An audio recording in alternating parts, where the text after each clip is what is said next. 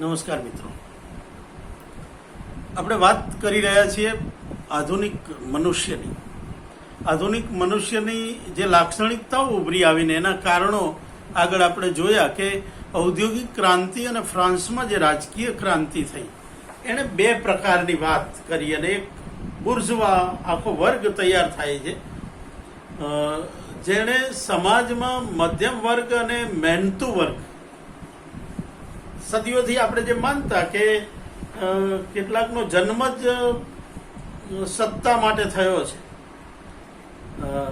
એને કઈ મહેનત કરવાની જરૂર હોતી નથી, એ તો બસ ઈશ્વરના વરદાનથી આવેલો વ્યક્તિ છે અને એટલે સમાજ ઉપર એનો અંકુશ હોય.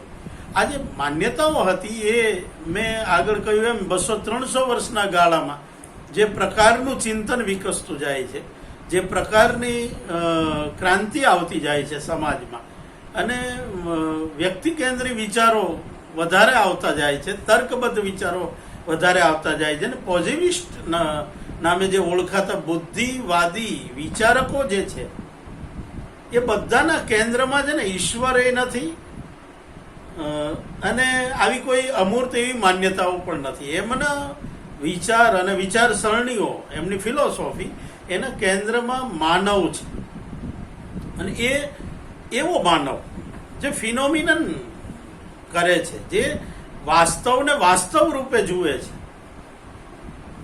વસ્તુને એની વસ્તુતામાં ગ્રહણ કરે છે, એવો માણસ આ નવી વિચારસરણીઓના કેન્દ્રમાં આવતો જાય છે.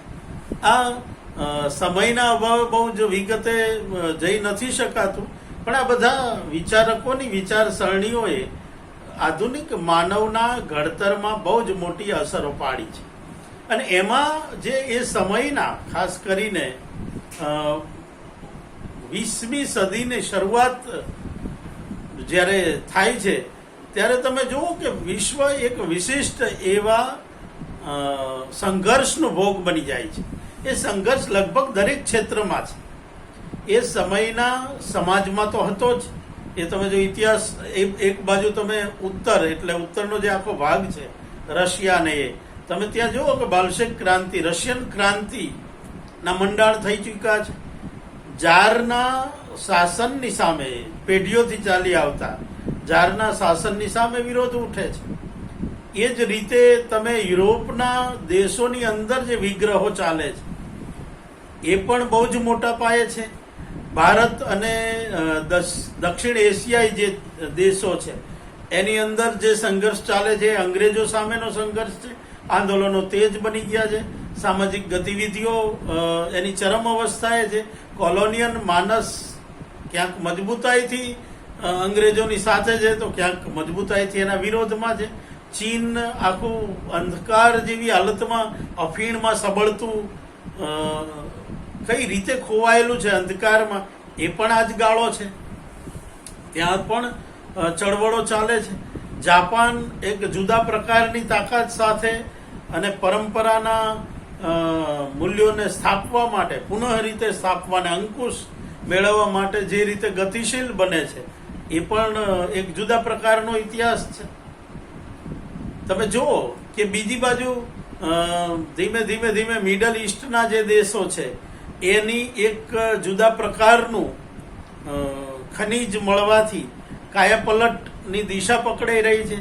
એટલે કે જેની પેઢીઓએ ક્યારેય જેને કહેવાય ને કે સમૃદ્ધિને જોઈ નથી, સંઘર્ષ જોયો છે, ત્યાંની ભૂગોળે સદીઓથી સંઘર્ષ આપ્યો છે.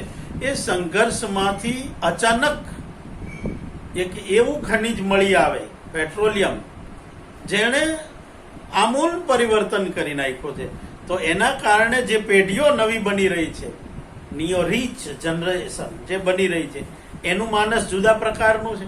આ બધા જ સમાજોની અંદર જાણે કે એક આળસ ખંખેરીને એક નવા મોડર્ન મનુષ્યનો જન્મ થઈ રહ્યો છે.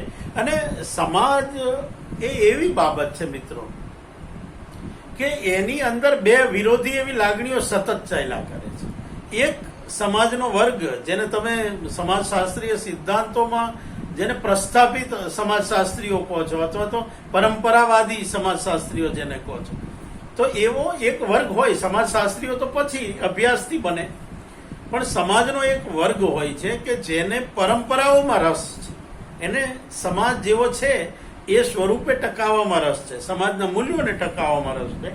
અને બીજો એક વર્ગ હંમેશા સમાજમાં આવતો રહે છે, અને ખાસ કરીને છેલ્લા 300 વર્ષમાં જેનું પ્રભુત્વ વધ્યું છે એ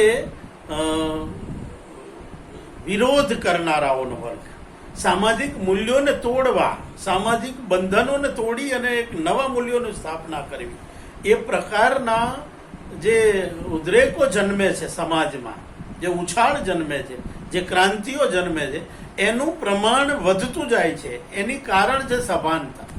કોલોની સ્થપાવવાના કારણે શિક્ષણમાં યુનિફોર્માલિટી આવી છે ને. ભારતના શિક્ષણ પ્રથા બિલકુલ જુદી હતી યુરોપથી, પણ આ બધાની શેરભેળ થઈ, અને એ શેરભેળના કારણો પેલા તાર, ટપાલ, ટેલિફોન, રેલવે, આગબોટથી માંડી અને કોમ્યુનિકેશનના સાધનો વધ્યા, પ્રિન્ટિંગ મશીનની શોધ થઈ, તાર અને ટેલિફોન આવ્યા, અને એટલું નહીં, વેપાર નિમિત્તે એક બીજી પ્રજાને ગુલામ બનાવવાના મનોરથો જન્મા.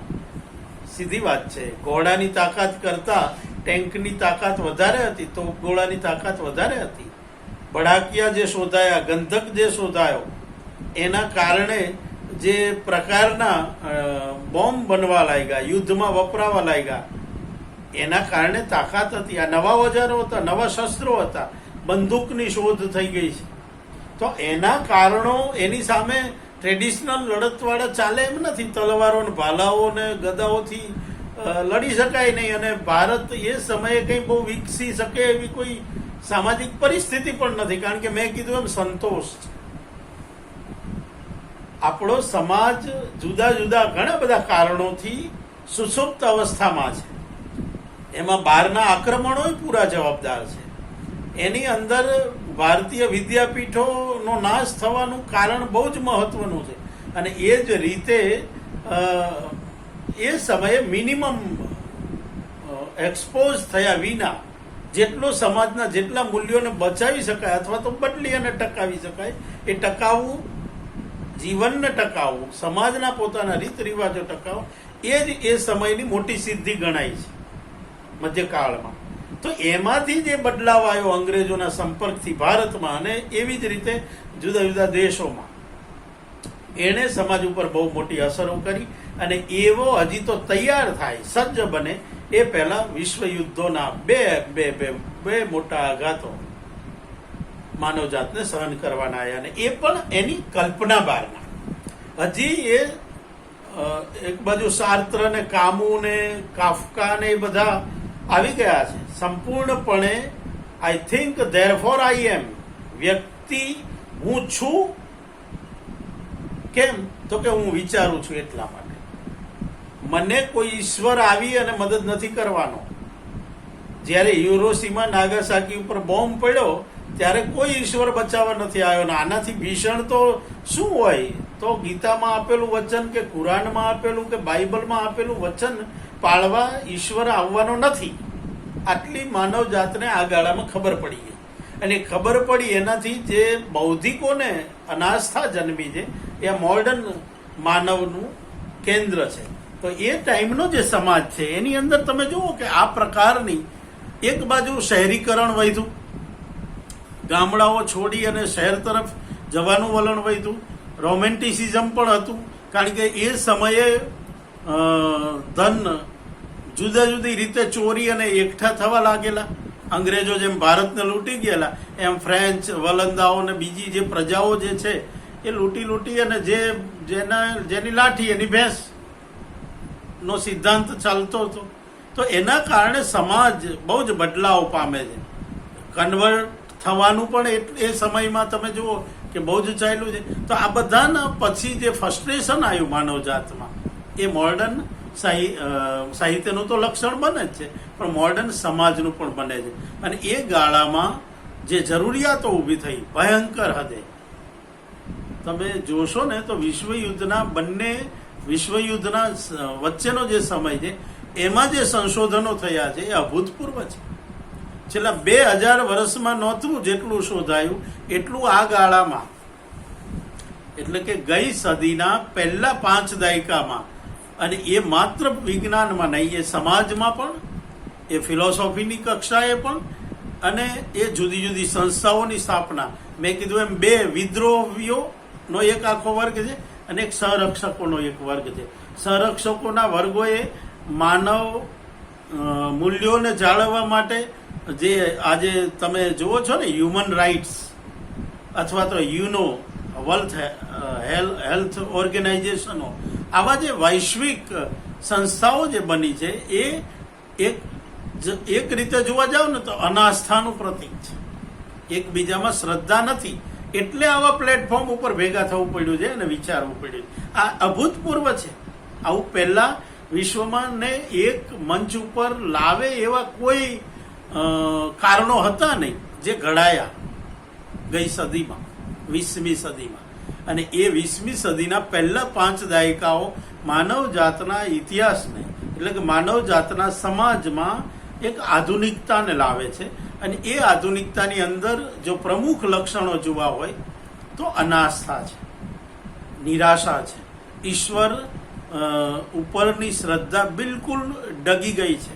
અહીંયા ત્યાં ચર્ચ ઉપરની આસ્થા ડગી છે. આ અનાસ્થાએ જે વિચારસરણીઓ જન્માવી, જે પ્રકારનો સમાજ જન્માયો, એ વ્યક્તિ કેન્દ્રિત. મારે જે કહેવું છે એ આ છે. તો મોડર્ન સાહિત્યમાં તમે જુઓ કે વિચ્છેદો વધારે છે. આમ ટોળામાં નજીક નજીક રહે છે, એટલે કે 50 માળના ફ્લેટમાં રહેતા હોય અને 10 વર્ષથી રહેતા હોય, પણ એકબીજાનો પરિચય પણ ના હોય, અથવા તો નેમ પ્લેટથી જાણતા હોય, અથવા તો ચહેરાથી જાણતા હોય, અંદરથી નહીં. આ એક નવા પ્રકારનો આધુનિક માનવ તૈયાર થયો જે ટોળામાં છે પણ એકલો છે. તો એણે સમાજશાસ્ત્રને ઘણા બધા નવા સિદ્ધાંતો આપ્યા છે અને ઘણી બધી નવી રીતે વિચારતા કર્યા છે.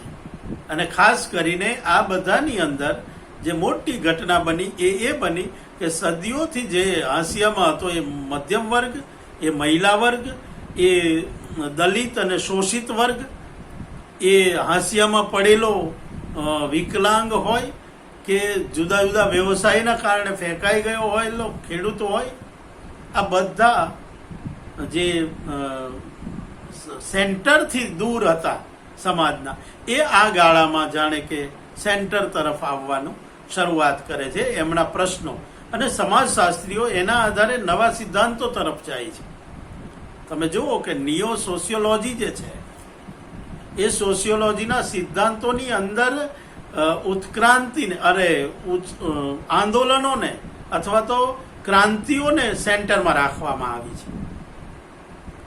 ક્રાંતિઓ એટલે કે વિરોધ શેમાંથી જન્મે છે, શા માટે કરે છે માણસ વિરોધ, સિસ્ટમનો વિરોધ? તો એમાંથી જન્મેલા સિદ્ધાંતોએ સમાજશાસ્ત્રને તપાસવાની ચાવીઓ આપી. તો મોડર્ન જે સમાજ છે એણે આ એક સમાજશાસ્ત્રને જુદા પ્રકારે ઘડ્યો પણ ખરો, નવી દિશા પણ આપી અને એની અંદર એક જાતની વ્યક્તિ કેન્દ્રિતા આવી છે.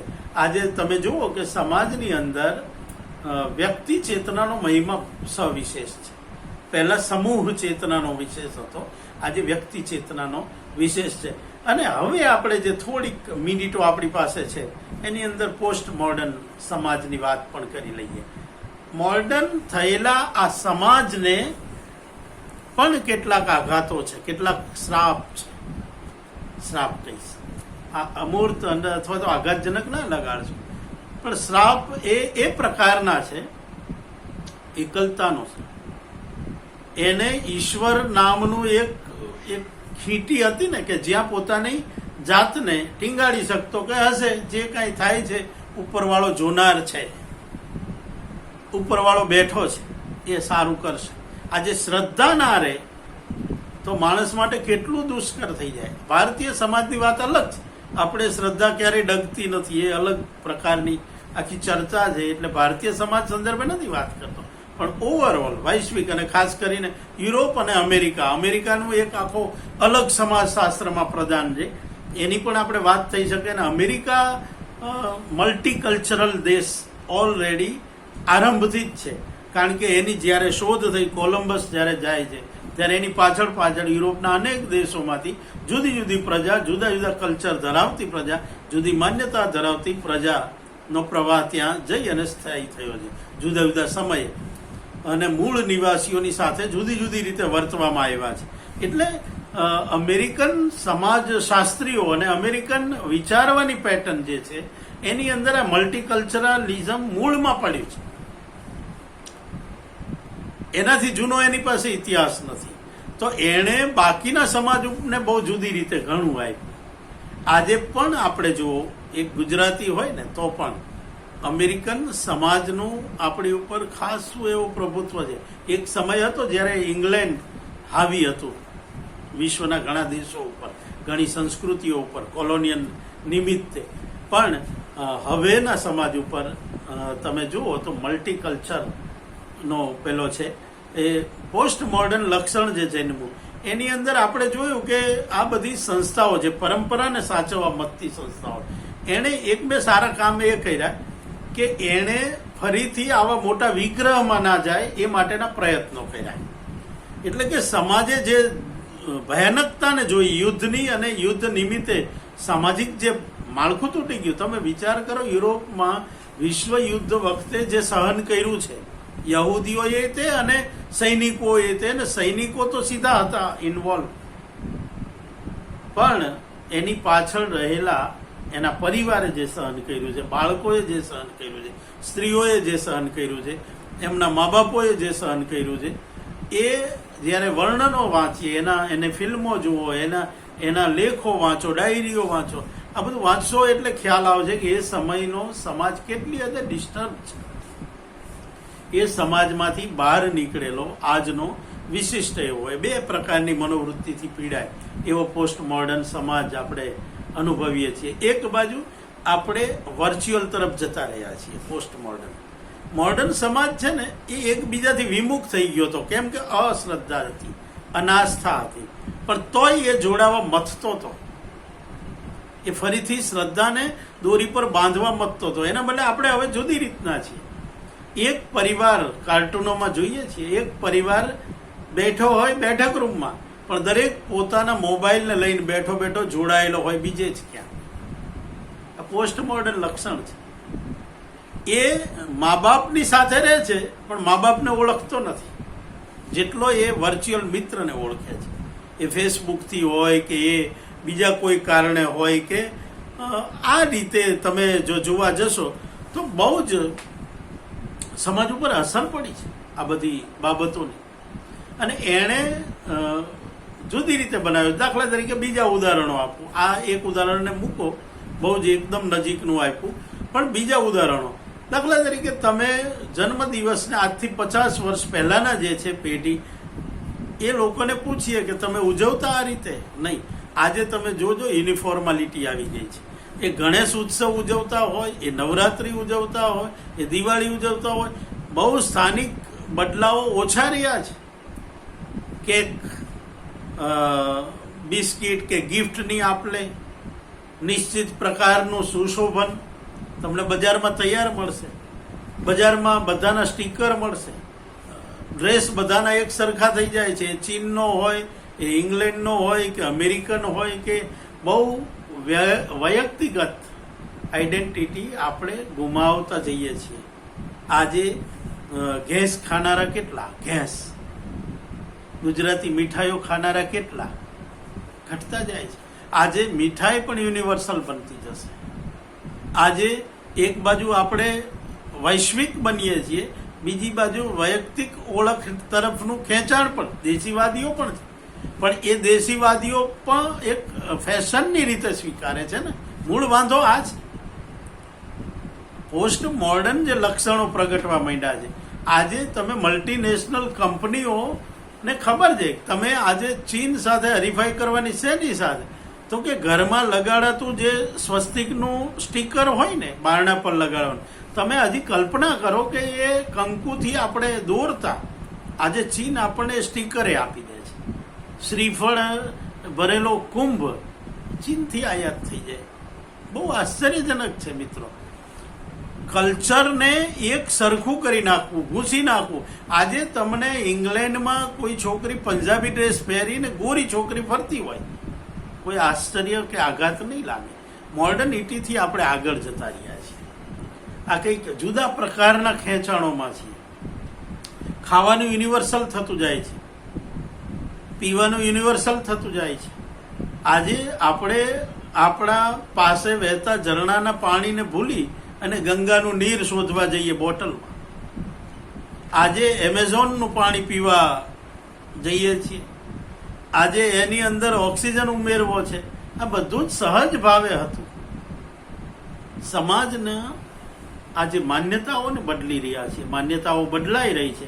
પરિણામે વિશિષ્ટ એવી સંવેદનાઓ આપણી અંદર રચાઈ રહી છે.